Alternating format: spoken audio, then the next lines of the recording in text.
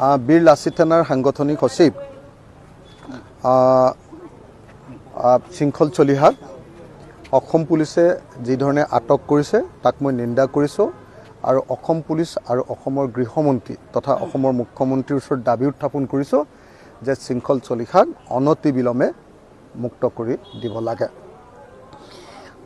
আমাৰ দুলীয়াজনত যিটো ঘটনা ঘটিছে এই ঘটনাটো দুৰ্ভাগ্যজনক।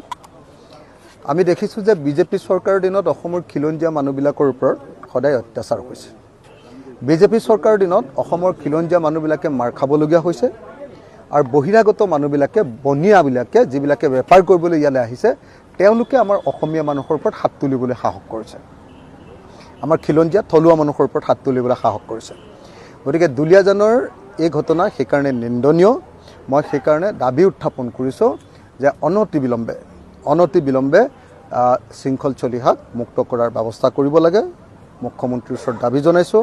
মই শিৱসাগৰৰ বিধায়ক হিচাপে দাবী জনাইছোঁ, ৰাইজৰ দলৰ সভাপতি হিচাপে দাবী জনাইছোঁ আৰু আশা কৰিছোঁ যে অতি সোনকালে চৰকাৰে এই সম্পৰ্কত এটা সিদ্ধান্ত গ্ৰহণ কৰি আমাৰ শৃংখলক উলিয়াই দিয়াৰ, মোৰ ভাই শৃংখলক উলিয়াই দিয়াৰ ব্যৱস্থা কৰিব।